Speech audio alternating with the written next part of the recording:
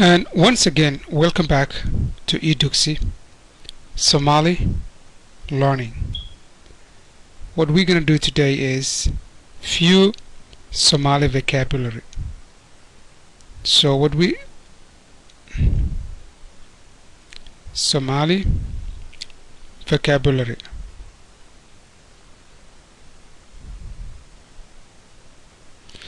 One of the most important thing in any language that we know is money.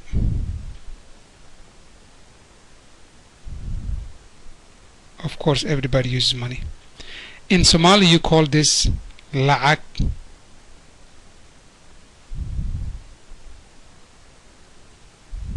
Okay, la'ak. So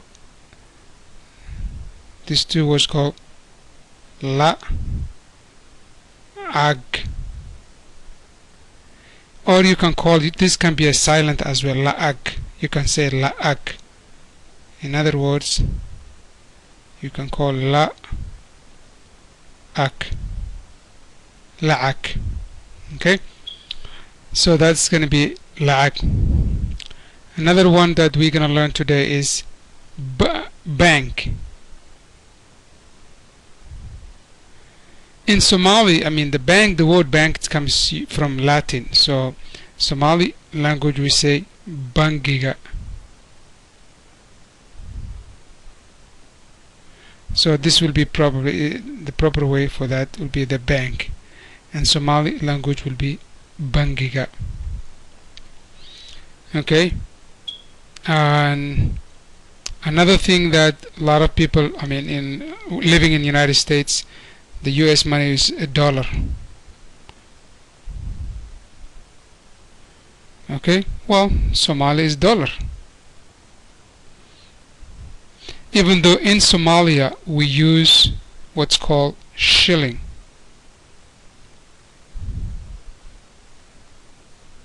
Okay,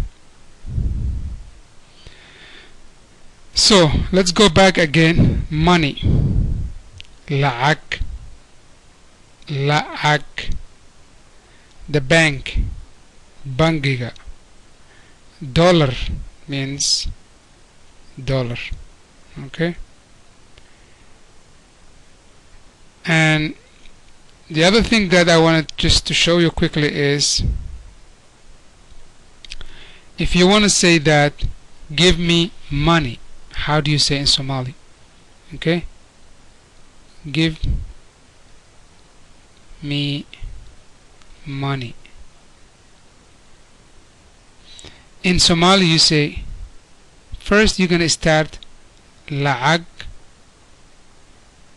I si, la'ag. Okay, you can pronounce this as a la'ag I si. You can call this one la'ag I si. Okay, if you want to say I want to go to the bank, for example, you can say, let's say that I want to go to the bank. Okay, how do you say in Somali? Okay, in Somali you say aniga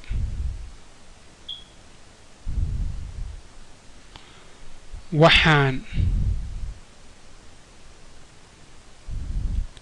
aadayaa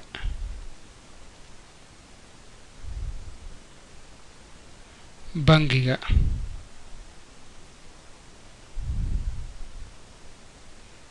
Okay, aniga, that means I. Waxaan aadayaa, these two words will be want to go, the bank, bangiga. Okay,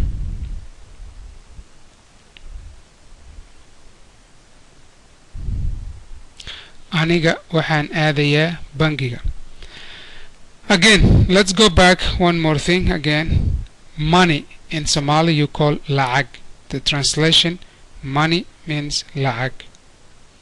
You can pronounce in English. If your native language is not Somali, it is difficult to pronounce this C we call a. Okay, now you can just call la'ag. You can just forget about the C. Bangi, the bank, means bangiga. Dollar is a dollar. Now give me money. La'ag is C, so you can pronounce la'ag is C. Okay, la'ag is C. I want to go to the bank. Aniga waxaan aadayaa bangiga. Aniga waxaan aadayaa bangiga. Okay, our next lesson we will try to learn a little bit more vocabulary, and again I want just to stop here for now. This program is brought by eDuxi.